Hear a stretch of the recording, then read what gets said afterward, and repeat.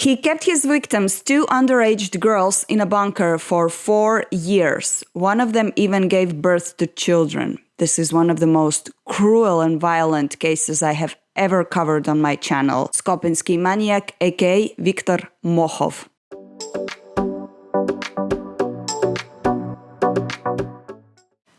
It was really hard to start actually to make this video because while doing the research, it was tough. It was hard to just imagine what the victims were actually going through. So I'm going to be short here. We have a lot to cover. So hi, my friends. Welcome back to the channel. If you are new here, welcome. My name is Gita Lighthouse. I cover true crime mysteries from Scandinavia and also started a new project, a new playlist from Russia with crime. And this is the second episode of one of those Russian crimes I am covering. Viktor Vasilyevich Mokhov was born on June 22nd, 1950 in Skopin. It's a small place around 90 kilometers away from a Russian city named Ryazan. Viktor, in general, was living in a well-situated family. He had a mom and a dad, and his mom was actually working as a secretary for an important person in the region, so they had money. They also had a huge property. They had a house, they had a garden, they kept some farm animals, and Viktor also had a car. If you have a car and you have a house, then you are a very good catch for women. And I think it's not only in Russia, right? According to his mother, Mokhov never really had success with girls when he was a teenager, and later on when he grew up, he also didn't have any success with women. And I guess if we dig a little bit deeper, maybe that's where his hate or the way how he was treating women was actually coming, but we will get to that later. Usually the ones I loved, they never loved me back, something like that, or vice versa. But situations when it is mutual, I never had it. This is why I was a bachelor and I missed females, if we are honest here. In some sources I read that actually in the 70s he managed to get married, but this marriage lasted only for 3 months. So I guess if it was true, then something weird was happening there if they lasted only for 3 months. And all of his life, basically, he was spending in the family's property, living together with his mom. And I don't know how about you guys, but if we look in the history of different creeps, murderers, serial killers, a lot of them are actually mama's boys. No offense, I'm just saying something that I have noticed, like they're kind of silent, but very deep waters. Nobody even suspected that this silent and kind of shy guy who was never like standing out in the crowd was making an evil plan on his own property. Slowly, he was building a new garage on the property, but nobody knew that under the garage, there will be a basement that will include a bunker. The bunker was very, very smartly hidden from anyone who could approach the garage. So you had to actually go around it. Then there is a place where you had to unscrew some stuff. And then there was a metal sheet that was attached with magnets or something. Then at ground level, there was a concrete landing with a hatch. A stairway down a narrow passage led to the next landing and a concrete wall with 2 side hatches. One of these, made of iron with a padlock and 2 latches, served as the entrance to the sex chamber. Yes, you heard me correctly, sex chamber. By the time when he was in his 50s, he started to attempt to get his first sex slave in the bunker.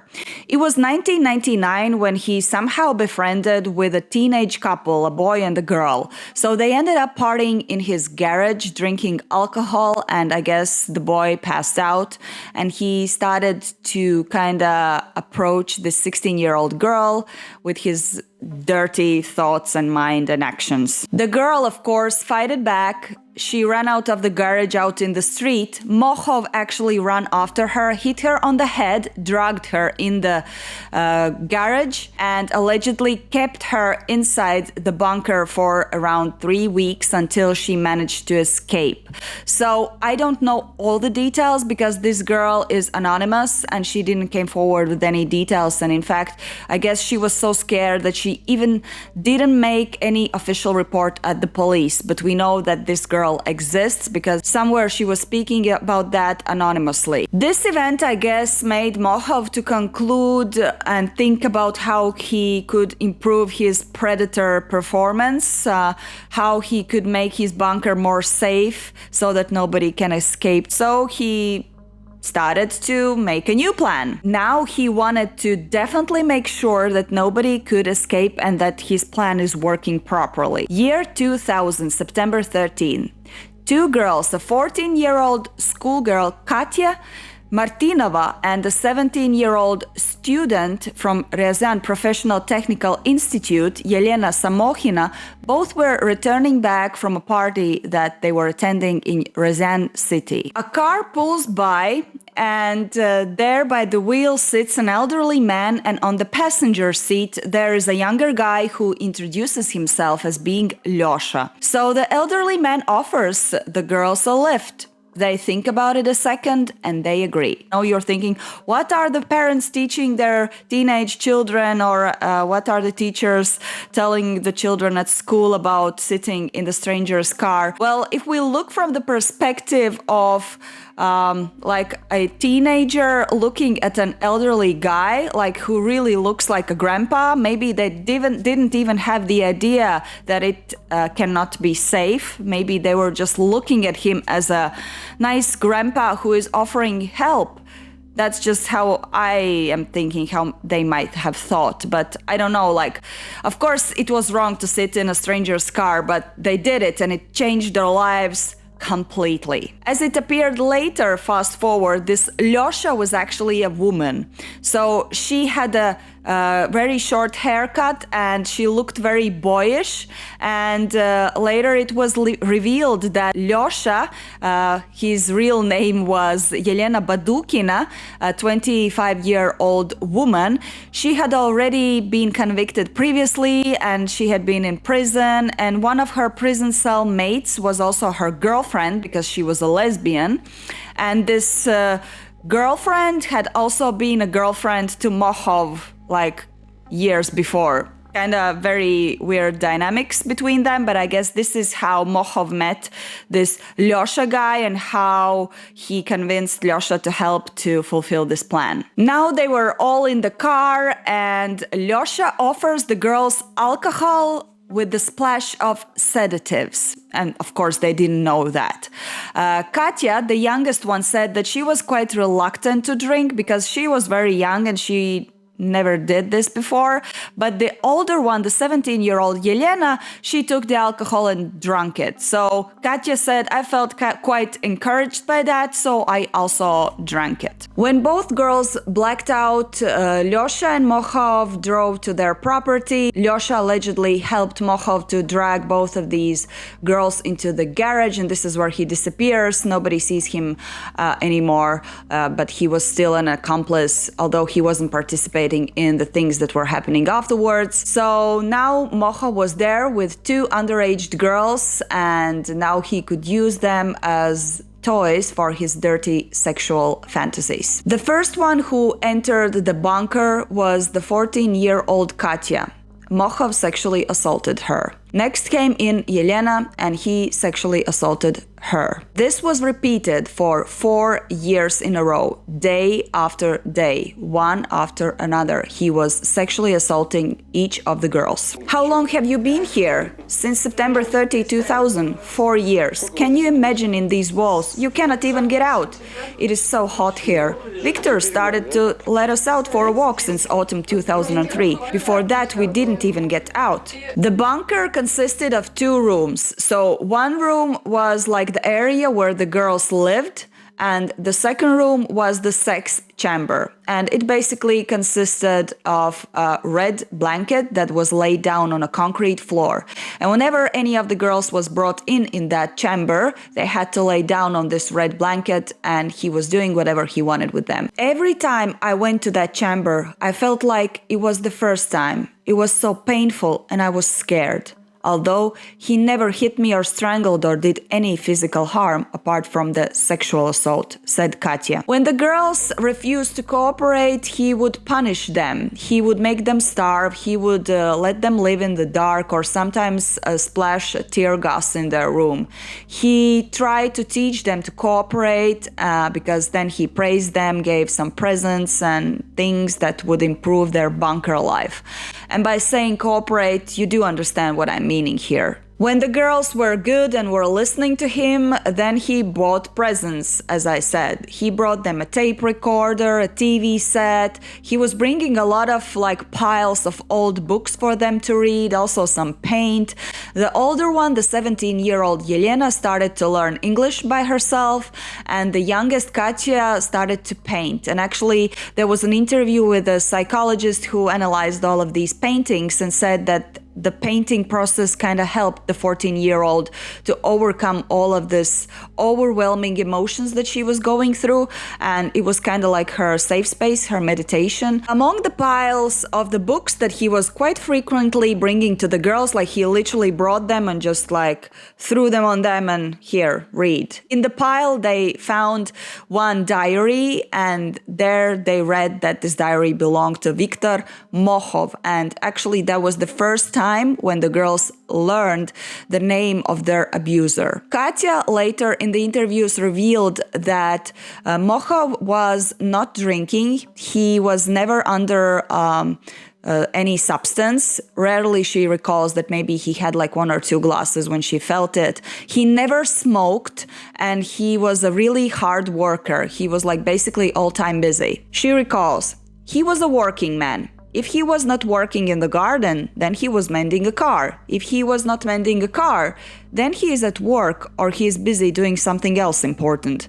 As far as I understand, his only emotional joy in life that was left was sexual encounters. And now I guess the grossest thing about this case. At one point, the 17-year-old Yelena understands that she is pregnant. This monster, Mohov, was not even using protection. I don't have any words to describe. Imagine you're 17, 18-year-old living in a bunker, not seeing a daylight. You don't know what the future will even bring to you. There's a man coming each and every day violating you. You don't know if you're gonna survive, what's gonna happen, and then you're pregnant. For the first time, it's overwhelming even for those women who are pampered with love and surrounded by family. Here, Yelena was completely alone. She had only a 14-year-old roommate who clearly doesn't understand anything about pregnancy, not to say about the sexual life.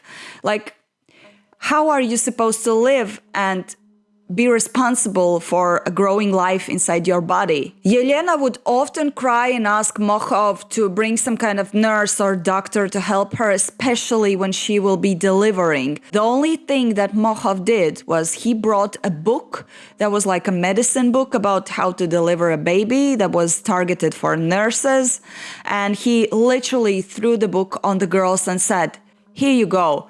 Now figure out how to deliver a baby." 9 months passed, and at one point Yelena started to feel contractions and she had to deliver the baby.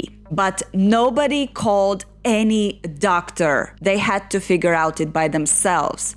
Yelena, the 14-year-old Yelena, didn't know what to do. She remembers, "I saw she is starting to give birth. She's screaming and it hurts. At first I turned away, but I also understood that she needed me. I thought maybe I can at least hold her hand or calm her down, support her. I was so scared that I simply sat on a chair and turned my head away. I was thinking all the time, I wish this would end sooner." But the girls did actually read the book because, of course, they didn't have any other options. But Katya later said that she didn't even understand what she was reading there. So many medical terms. I did not even know what they mean. The only thing I knew was that I need to cut off the navel cord because I need to separate the cord from placenta. I did not even know what placenta is and navel cord. When she gave birth, I saw all of it in real life. After Yelena delivered the baby, Mohov allowed to keep the baby for 2 months. Then he came and took the baby away. And what he did, It's simply like horrifying. He took the baby and left it by some kind of random multi-story house and went away.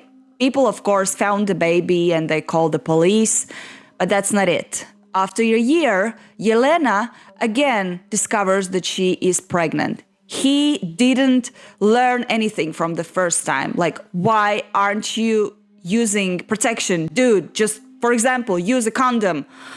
I'm so angry. So with the second baby, everything happens in the same way. She delivers. She and Katya delivers.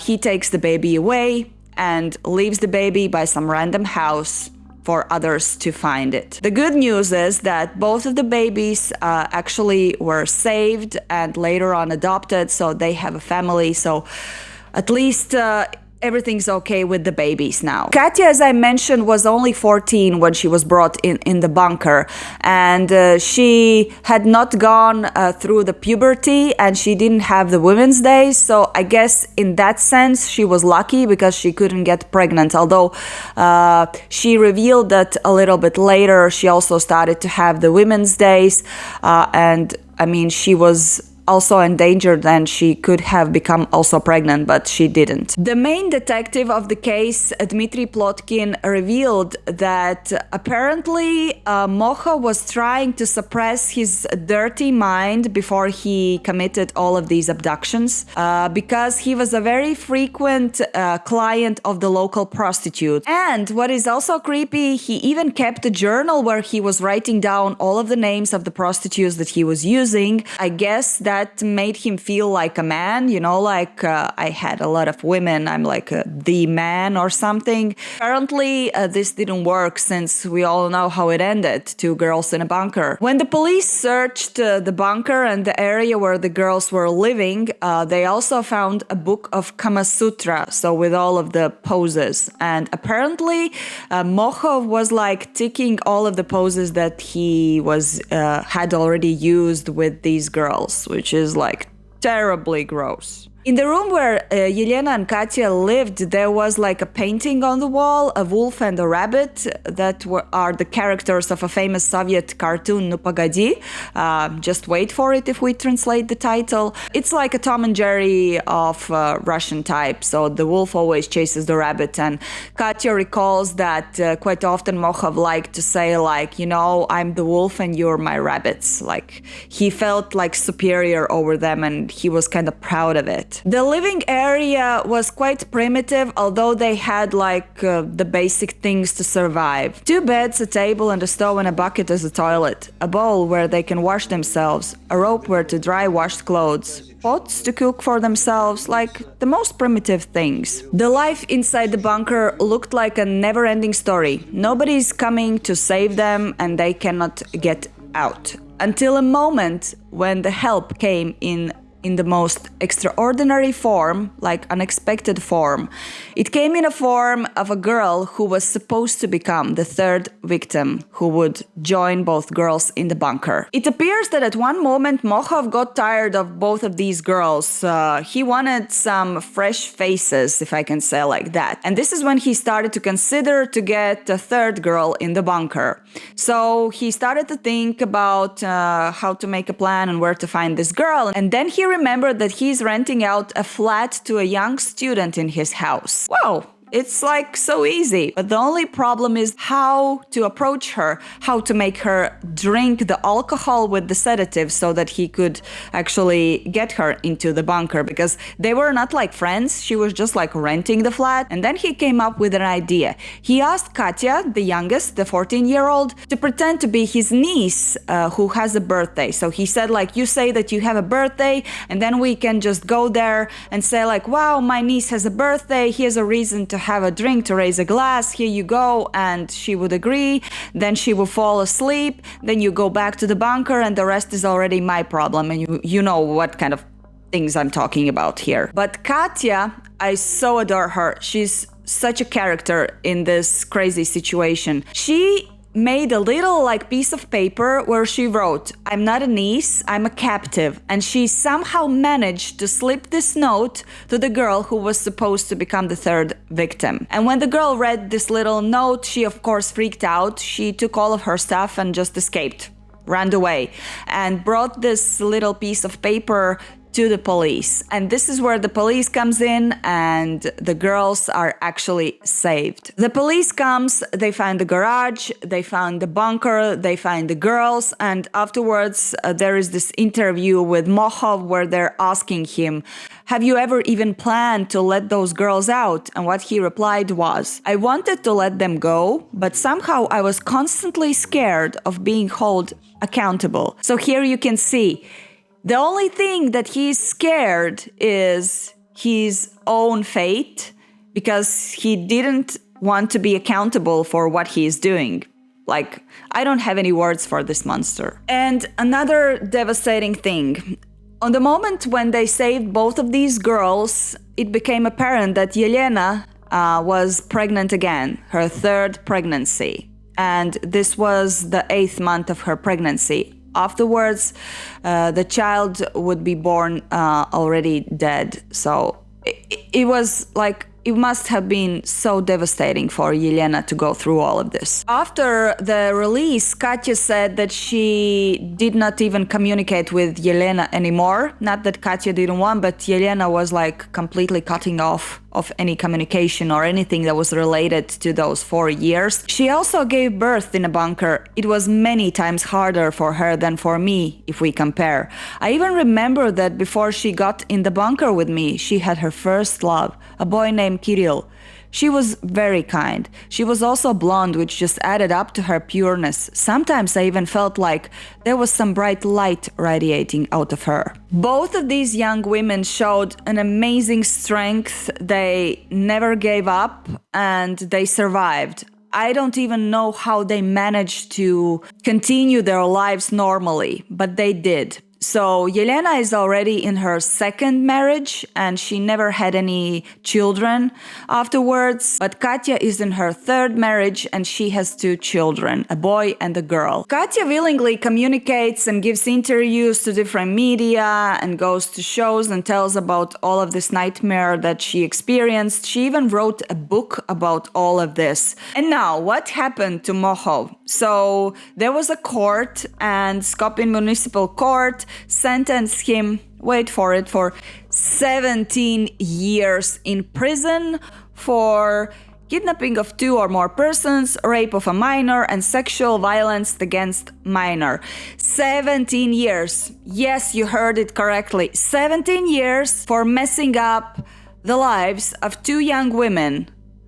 Messing up their bodies, their mind, everything. Like, their life will never be the same again. I'm just like, I was so angry when I read this. Like, this is not fair. In one of the interviews, Katya also revealed that Mohov actually wrote a letter to her while he was still in prison. And it wasn't an apology. Like, he was actually threatening her in that letter. So this just shows that he never regretted what he did. Like, he's a real monster. And Lyosha boy, the Yelena, 25-year-old woman who was accomplice to Mohov when he was kidnapping both of these girls, that woman got 5.5 years. Also, there was a question about Mohov's mother because she was literally living in the territory, but she denied knowing anything. She didn't see anything suspicious.